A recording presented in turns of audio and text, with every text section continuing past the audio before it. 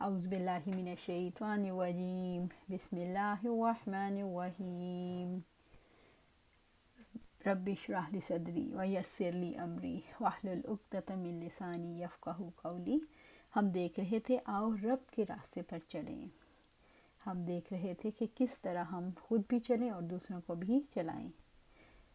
اپنے ذہن میں ہم بات کو رکھتے ہیں جو اللہ تعالیٰ کی طرف بلانے والا ہے، لیکن یہ بات اپنے ذہن میں رکھیے کہ جو اللہ تعالیٰ کی طرف بلانے والا ہے اس سے یہ مطالبہ ڈیمانڈ ہے کہ وہ خود اللہ تعالیٰ کا پسندیدہ بننے کی کامل کوشش کر رہا ہو۔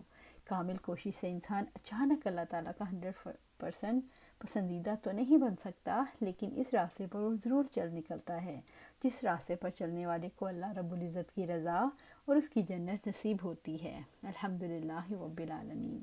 میں سمجھتی ہوں سب سے پہلے جن چیزوں کو جاننا چاہیے وہ یہ ہیں: اس کام کا مقصد کیا ہے اور اس کا ہدف نشانہ کیا ہے، کیونکہ جب تک یہ باتیں پورے طریقے سے ذہن نشین نہیں ہو جاتی اور انسان اس کام کو اپنی ذمہ داری سمجھ کر قبول نہیں کر لیتا، تب تک یہ کام سر انجام نہیں پا سکتا۔ سادہ سی بات ہے، گھر میں بیٹھی ہوئی ایک بچی اگر کھانا بنانا سیکھنا چاہتی ہے تو اسے کھانے کے برتنوں میں اور جن چیزوں سے کوئی کھانا بنتا ہے اس کے طریقے کار کو سیکھنا پڑتا ہے۔ ایسا نہیں ہو سکتا ہے وہ کھانا بنانے کے عمل سے ناواقف ہو، انگریڈینٹس سے بھی ناواقف ہو یا اس کے برتنوں سے بھی ناواقف ہو اور کھانا بنانے کے قابل ہو جائے۔ یہی مثال دعوت اللہ کی ہے۔ ایک داعی ایک دعوت دینے والے کو اپنے برتن سے بھی واقف ہونا ہے، اور وہ برتن ہے وہ اس کا دل، اس کا ذہن، اور اس کے دل کے بارے میں اللہ کے رسول صلی اللہ علیہ وآلہ وسلم نے فرمایا، تمام دل اللہ رحمان کی 2 انگلیوں کی گرفت میں ہیں۔ جب وہ دلوں کو سیدھا کرنا چاہتا ہے سیدھا کر دیتا ہے، اور جب وہ ٹیڑھا کرنا چاہتا ہے تو ٹیڑھا کر دیتا ہے۔ اس سے ہمیں پتہ لگتا ہے رحمان کس طرح اس قلب پہ اثر انداز ہوتا ہے۔ آپ صلی اللہ علیہ وسلم یہ دعا کیا کرتے تھے ہر وقت، یا مقلب القلوبی ثبت قلبی علی دینک، اے دلوں کو پھیرنے والے میرے دل کو اپنے دین پر جما دے، مجھے مستقل مزاجی دینا، استقلال دینا، استقامت دینا کہ میں اس دین پر قائم رہ سکوں۔ اس کا مطلب یہ ہے، پہلی بات جو اس برتن کے بارے میں ہمارے سامنے آتی ہے وہ یہ کہ یہ برتن ایسا ہے جس کے اندر کوئی چیز نہ ٹھہر سکتی ہے نہ نکل سکتی ہے۔ اس پر انسان پوری طرح قادر نہیں، قدرت نہیں رکھتا، پھر بھی محنت تو اسے کرنی ہے۔ لیکن اپنے اس برتن یعنی قلب کے بارے میں یقین رکھیے کہ اس پر کامل اختیار اللہ تعالیٰ کا ہے۔ سوچیں اس قلب کے اندر محبت بھی بستی ہے، نفرت بھی، غم بھی، خوشی بھی، امید بھی، نا امیدی بھی، اعتماد بھی، بے اعتمادی بھی، اور یہ قلب کہیں ٹھہرتا نہیں۔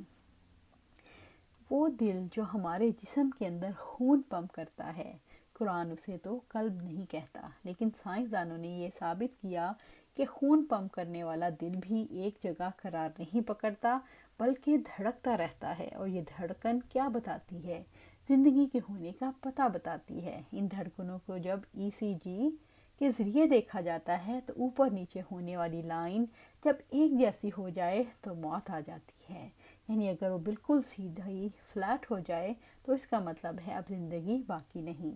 لہٰذا اس زندگی میں اس دل نے ایک جگہ قرار نہیں پکڑنا، الا یہ کہ اللہ تعالیٰ خود ثبات عطا کر دے۔ آپ میں سے اکثر لوگ اس بات پر پریشان ہوتے ہیں، ہم ارادے باندھتے ہیں اور وہ ٹوٹ جاتے ہیں، حالانکہ اسی سے تو پتہ چلتا ہے کہ وہ اللہ تعالیٰ ہے۔ جیسے علی رضی اللہ تعالیٰ نے کہا، میں نے اپنے ارادوں کے ٹوٹنے سے اپنے رب کو پہچانا۔ آپ کو اللہ تعالیٰ کی پہچان کہاں سے ملے گی؟ اس کا سائن، اس کی پہچان آپ کا قلب ہے جو آپ کے اختیار میں نہیں۔ اس کی بہت ساری نشانیاں ہیں، ہماری ذات میں بھی اور کائنات میں بھی۔ یہ دل کی بستی اللہ تعالیٰ کی بستی ہے۔ اس میں اگر کسی اور کو بسائیں گے تو منہ کی کھائیں گے، کبھی قرار نہیں پکڑیں گے، کبھی اطمینان نہیں آئے گا، کیونکہ اس نے ہمیں بتایا کہ اس دل کے اندر بسنے والی سب سے زیادہ قیمتی چیز اللہ تعالیٰ کی یاد ہے، میموری کارڈ کی طرح ہے۔ اس میں کون سی چیز ہے جو حقیقی طور پر ہماری زندگی میں کام کرے گی؟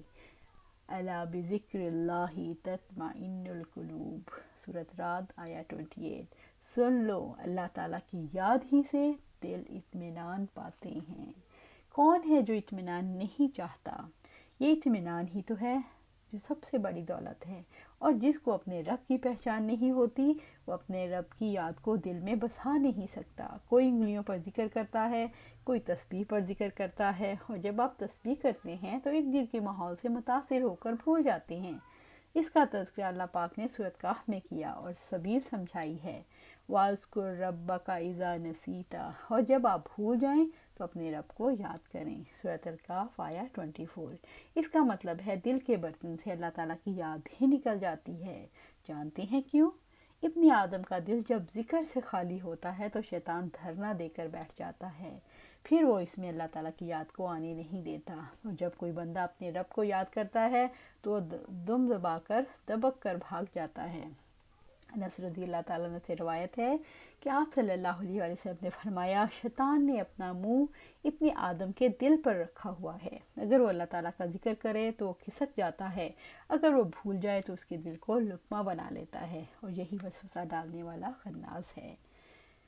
آپ اپنے قلب کی زمین کے بارے میں دیکھیں کہ ہر وقت کی جنگ جاری ہے۔ اللہ تعالیٰ نے قلب کے دو سپورٹرز بنائے ہیں جو ہمارے دل کے اندر موجود ہیں۔ ایک اللہ تعالیٰ نے ہمیں عقل عطا کی اور دوسری برائی بھلائی کی پہچان دی، اور دو ایکسٹرنل سپورٹرز بھی ہیں، باہر کی جو مددگار ہیں وہ انبیاء اور اللہ تعالیٰ کی کتابیں اور سنت رسول اللہ صلی اللہ علیہ وسلم ہیں۔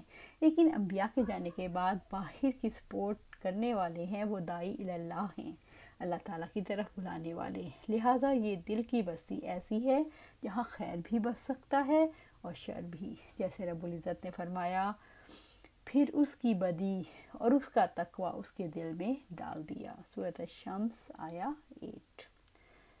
فَأَلْهَمَهَا فُجُورَهَا وَتَقْوَاهَا، پھر اس کی بدی اور اس کا تقوی اس کے دل میں ڈال دیا۔ اللہ سبحانہ تعالیٰ سے دعا ہے کہ ہمیں متقین میں شامل کرے، اللہ سبحانہ تعالیٰ ہمیں متقین میں شامل کرے، اللہ سبحانہ تعالیٰ ہمیں متقین میں شامل کرے، اور اس کے لیے ضروری ہے کہ ہم اپنی زندگیاں قرآن و سنت کے مطابق گزاریں۔ اللہ سبحانہ تعالیٰ ہمیں قرآن و سنت کے مطابق زندگی گزارنے کی توفیق عطا فرما اور اس پر جما دے۔